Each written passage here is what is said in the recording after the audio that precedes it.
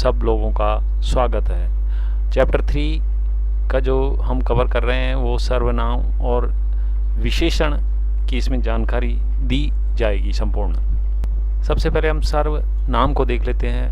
English में इसको pronoun कहते हैं। इसकी परिभाषा, जिस शब्द का प्रयोग संज्ञा के स्थान पर किया जाए और यह वह सर्वनाम कहलाता है।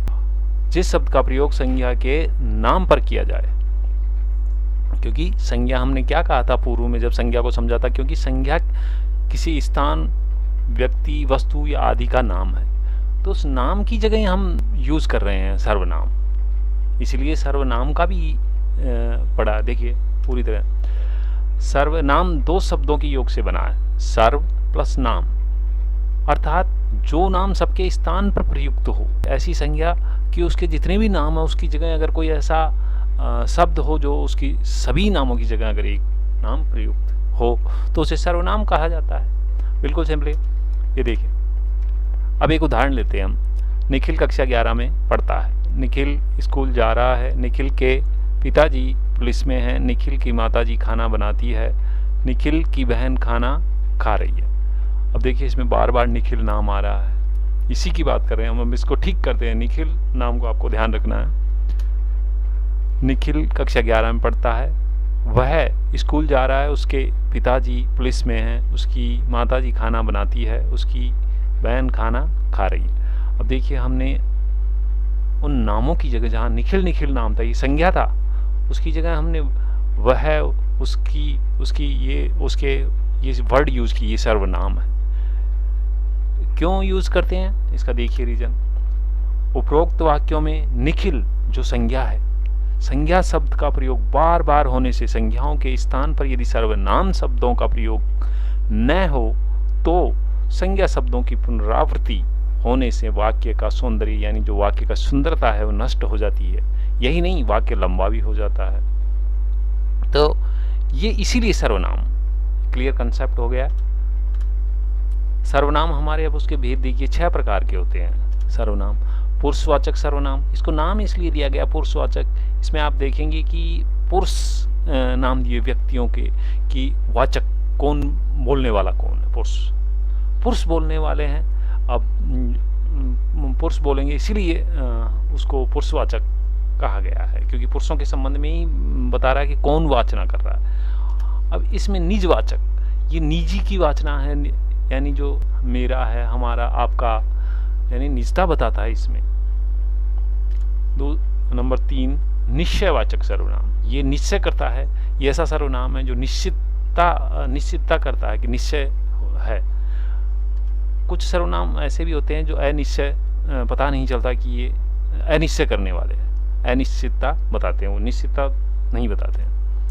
संबंधवाचक सर्वनाम, जो वाक्यों में आपस में संबंध बताए, वो संबंधवाचक सर्वनाम। और लास्ट का है प्रश्नवाचक सर्वनाम, ऐसा सर्वनाम जो प्रश्न हो, यानी प्रश्न पूछे।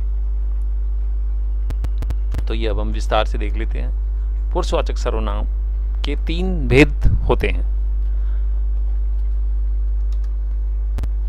उत्तम पुरुष, ये, और इसको प्रथम पुरुष भी बोला जाता है जब वाक्य वक्ता द्वारा, देखिए इसमें जो वाचन हमने, वाचक जो पुरुषवाचक हमने जो पहले कहा था, उसका वाचक का मतलब है वाचना करना, वक्ता।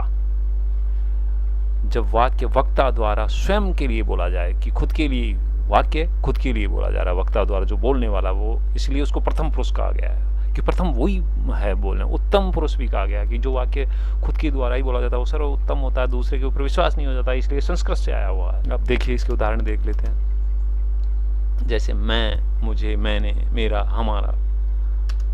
अब इसका प्रयोग भी देख लेते हैं। मैं कल सुबह नानी के घर जाऊंगा। इसमें जो ये मैं है, क्योंकि ये खुद वक्ता कह रहा है पूरा वाक्य, मैं कल सुबह नानी के घर जाऊंगा। करेक्ट। आगे चलते हैं। मेरा नाम राम है। ये मेरा जो है ये प्रथम पुरुष एक वचन में, मैं भी एक वचन में है। अब देखिए इसमें मेरे पास, ये भी एक वचन है, मेरा, जो मेरे पास 4 पेंसिल है, ये खुद के बारे में बता रहा है, वक्ता स्वयं के बारे में बोल रहा है। हम, यहाँ देखिए हम है जो प्रथम पुरुष उत्तम पुरुष, ये प्रथम पुरुष तो है पर ये बहुवचन में है, क्योंकि बहुत सारे सब लोग मिलके बोल रहे हैं खुद के बारे में। हम सब दोस्त खूब खेलते हैं। अब देखिए आगे चलते हैं। मध्यम पुरुष का आता है। मध्यम पुरुष का है कि जब वक्ता द्वारा जब बोला जाता है तो वो बोलता किससे, जिससे कहा जाए, अथवा श्रोता को कहा जाए और श्रोता के बारे में बोले। श्रोता को तो कहता ही है, हमेशा होता है श्रोता तो, पर श्रोता को कहा जाए, जो भी उसका उद्देश्य, वो मध्यम पुरुष है। देखिए, तू, तुम, तुमको, मुझे, आप, आपको उदाहरण से समझ लेते हैं। तू राम का भाई है, ये सामने क्योंकि बोलने वक्ता तो है, वक्ता सामने वाले को बोल रहा है कि तू राम का भाई है, इसीलिए ये मध्यम है, बीच का आदमी। तुम कल स्कूल जाओगे, ये मध्यम पुरुष है। तुमको अपने घर जाना चाहिए, ये वक्ता श्रोता को कह रहा है, इसलिए मध्यम पुरुष है। आप बाजार में, आप भी है, और ये मेरे लिए फल लाना है, आप जो शब्द है ये मध्यम पुरुष है। अब अन्य पुरुष देखिए, नाम से भी हो रहा है, सब में नाम से भी। बिल्कुल हिंदी एक ऐसी भाषा है जिसमें अगर शब्द पे भी ध्यान दिया जाए तो उनसे कुछ हमें महसूस होता है, उनसे कुछ अर्थ निकलता है। या अन्य पुरुष से भी, कि जिसके संबंध में वाक्य बोला गया हो वह अन्य पुरुष है, जिसके संबंध में जब वक्ता स्वयं या श्रोता के बारे में न कहकर एक अन्य व्यक्ति के बारे में बोले, वह अन्य पुरुष होता है। ये देखिए कौन से शब्द हैं। वह, उनको, उनसे, इन्हें, उन्हें, उसका, इनसे। वह कल जाएगा। देखिए यहाँ वह, हम तीसरे आदमी जो हमारे सामने नहीं, उसके बारे में बात कर रहे हैं। अगर वो सामने होता तो उसको हम मध्यम पुरुष हो जाता, इसलिए वो सामने नहीं है। सामने वाले को करें कि वह, उसको संकेत कर रहे हैं हम कि वह कल जाएगा, जो यहाँ से दूर है, हमारे पास नहीं है, दूर है। और सामने वाले को, श्रोता को कहा जा रहा है वक्ता द्वारा कि वह, तो ये वह अन्य पुरुष है, प्रथम पुरुष नहीं है, मध्यम पुरुष नहीं है, अन्य पुरुष है। तीसरा पुरुष भी कह सकते हैं आप, तीसरा, दूसरा, तीन पुरुष भी कह सकते हैं, पर इनके नाम दिए हुए हिंदी में, उसी हिसाब से चले। उन्हें पता था हम आएंगे, ये उन्हें जो शब्द है वो अन्य पुरुष है। उसने बताया था कि कल परीक्षा होगी। अब देखिए, हम जो पुरुषवाचक सर्वनाम कंप्लीट कर चुके हैं, हम निजवाचक, जो हमने पहले कहा था कि वह सर्वनामिक शब्द जो स्वयं के लिए प्रयोग करते हैं, जो खुद के लिए निजता बताए। निजता होता है पर्सनल, यानी हमारे खुद का, जिसमें स्वयं का बोध हो। ऐसे शब्द जिसमें, ऐसा सर्वनाम जिसमें, ऐसा शब्द जो स्वयं का बोध हो, वह निजवाचक सर्वनाम होता है। जैसे आप, अपना, मेरा, जैसे वाक्यों में हम प्रयोग से समझते हैं, मैं अपना कार्य स्वयं। और अपना जो है यहाँ, ये दोनों सर्वनाम है। मैं पुरुषवाचक सर्वनाम है उत्तम पुरुष में, और अपना है जो निजवाचक सर्वनाम, दो सर्वनाम है। ये आपको क्लियर कर लेना है। इसलिए ये स्वयं का बोध करा रहा है, मैं अपना कार्य स्वयं करता हूँ। मेरी पुस्तक अच्छी है, जो ये मेरी है, ये निजवाचक सर्वनाम है यहाँ। मैंने, अपने, यहाँ जो अपने हैं, मैंने अपने पिताजी के साथ, मैं अपने पिताजी के साथ जाऊंगा। आगे देख लेते हैं निश्चयवाचक। अब ये निश्चय जो निकट और दूर की वस्तु को सूचित करे, यानी निश्चय करता है ये, और ये इसी अर्थ में है कि निकट है या दूर के अर्थ में, बस इतना ही करता है। जो निश्चयपूर्वक संकेत करे, जैसे यह नज़दीक के लिए हो गया, वह दूर के लिए हम प्रयोग करते हैं। सो भी वैसा कि सो, ऐसा हम देखते हैं प्रयोग से। यह मेरी पुस्तक है, क्योंकि नज़दीक है तो ये निकट के लिए संकेत निश्चय कर रहा है कि यह मेरी पुस्तक है। दूसरा, वह माधव की गाय है, अब दूर की वस्तु को सूचित कर रहा है, जो संकेत कर रहा है। वह राम का भाई है।